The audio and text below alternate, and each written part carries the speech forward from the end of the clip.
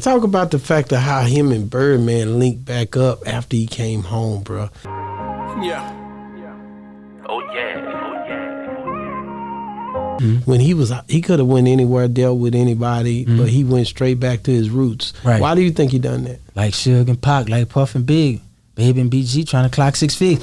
Like BG said, I got love for my nigga Baby. He came on VL and that nigga saved me.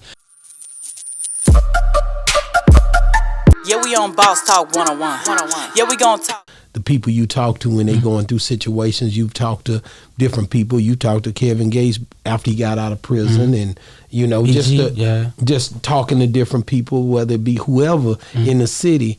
And your what's the little youngster name that you always be interviewing and you put on the show? He went to prison, went back to jail. Oh, you talking about J Merck? J Merck, stuff, people like that. Shout out to J Merck. Yeah.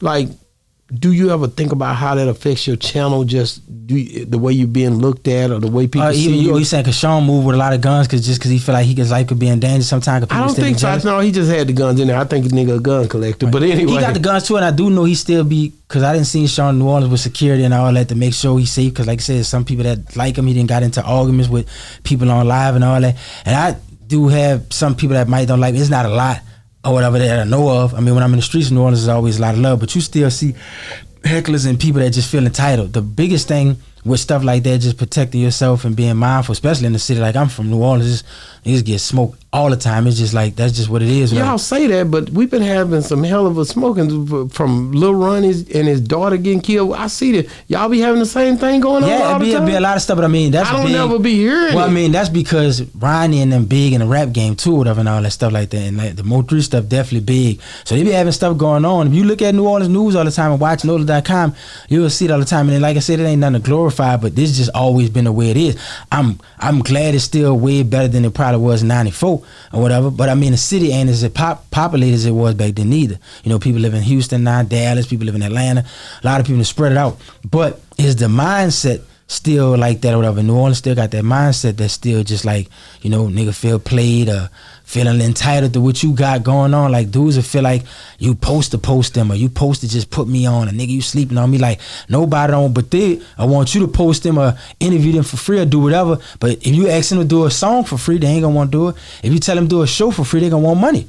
If they was hustling in the streets and you say, man, look, give me an ounce of this weed or whatever, you give me this or some Doochie or whatever, they gonna look at you like you crazy. They gonna say, where the money at? Like everybody gotta get paid. So how you feel like that if you good at what you do, you don't deserve to get, even if you gonna pay your barber, you ain't gonna get no haircut for all the time. That man got bills to pay too. Even in here, y'all gotta pay lights. The people that, and the power company don't care about this show. They like, man, that's your show. I need mine. So I don't just understand how a lot of people just feel like they supposed to be entitled to what you build or whatever and all that.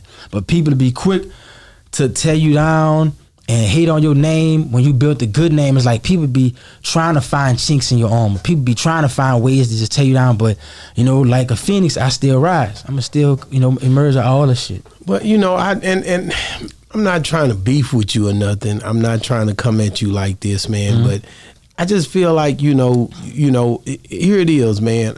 I reached out to you when I was interviewing BG. You didn't, you know, I was like, man, give me some insight. You didn't give me no insight. Right. And then you say you was at work, right? Right. But then you turn around and interviewed him after that. Now, wait a minute. Okay. And you did your thing, but you still, I don't feel like your interview was better than mine because, nigga, you know what I'm saying? You tried to play me, but nigga, your interview was good, and I still, your interview was good, and I still shouted you at the end of my interview. You did. You on my interview.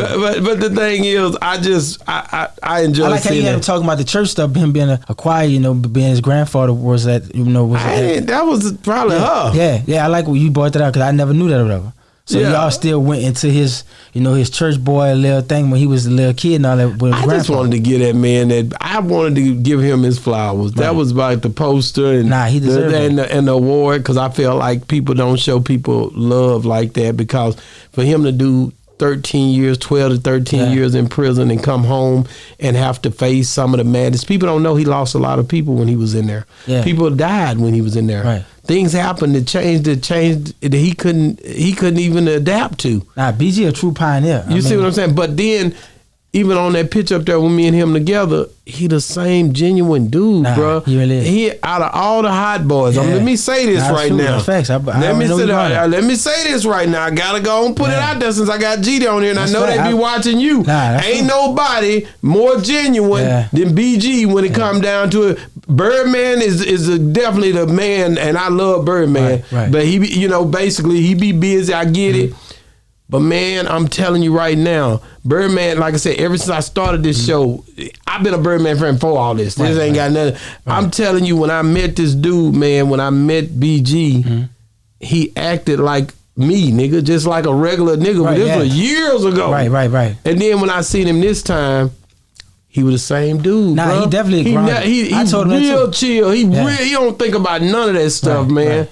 And I didn't realize how much he was the same until I got back. That's why he named his album Too Hood for Hollywood, because he really like a trench baby, like for real. Like BG really embodied the hood, the ghetto, and he never lost touch. And I think that's why he can still go in every ghetto across America and get loved and get embraced the way he do, because he is so down there, he is so accessible, and he really like to be with the people. Like even from Autograph, BG was out there after all these years down there in St. Charles. He was with the people, he was giving hugs, dabbing people off or whatever. So I think that's why, he been able to move like that. And New Orleans gonna forever love him because, he always stood tall from the beginning to even right now. So he a living legend in the truest form. How did that Heart of the Streets thing started happening for? I mean, shit, that was the name of an album that he had or whatever, but he really was. I mean, he worked his way up to being that, and it fit, the title fit. He wasn't just saying it to say it. I mean, he had paid his dues. He been doing this since like 92, 93, so BG been that guy. And he earned that name. It wasn't like he just called himself that and people like, what the hell he called himself the Heart of the Streets? He didn't earn that. He's not the Heart of the Streets. No, he really did. And even through and through right now, years later, a few months after, like Soulja Slim would say, he's still standing on business. And that's why, like you said, you respect him. I do. And people all throughout the country respect him, and even overseas too. Man, let's talk about the fact of how him and Birdman linked back up after he came home, bro. Yeah. Oh yeah. When he could have went anywhere, dealt with anybody, but he went straight back to his roots. Right. Why do you think he done that? Like Suge and Pac, like Puff and Big, Baby and BG trying to clock 6 feet. BG said, I got love for my nigga Baby. He came on VL and that nigga saved me. So he still remember that BG still remember that Baby was always there from the beginning, no matter what they went through, because they had moments when they dissed each other, and it was, because brothers fight, people get into it or whatever and all that, and that was like his son or whatever. He pretty much, like BG said, he raised him or whatever, because Baby was young getting money, and BG was the young dude from around the 13th. So they made a lot of money together, they made a lot of history together, and they got a lot of love for one another. So through all that stuff like that, it just, they story and all that, so they still love each other no matter what, and they made a lot of history and they influenced a lot of people together. And they both real passionate people, so they both have their moments when they feel how they feel, but I feel like they love each other, and I think the world know that, and that's why they still rocking out together, whatever and all that. But they didn't both definitely took shots at each other before when they been mad, but which they probably had their reasons too, but they still love each other, and they didn't got past that or whatever. And they're on tour right now. They've been doing more shows, and the fans loving it. So I feel like everybody happy, everybody in a good place. Turk back, everybody just doing it how they supposed to be doing it. I'm glad to see all that. Like people was acting like I was mad that Turk, and I wanted that to go together. I was talking to Baby about Turk the whole time. I couldn't make Baby feel how he want to feel. That's how he felt. And all that, but people like I was always fighting for the righteous thing behind the scenes, but people don't know or whatever. But I let people think what they think. But Stunner know. He know I was talking to him about that or whatever. But like I say, they move how they move, just like I talked to BG about it. But when it was the right time, they did it. And now they all good. Yeah, we on Boss Talk 101. Yeah, we gon' talk.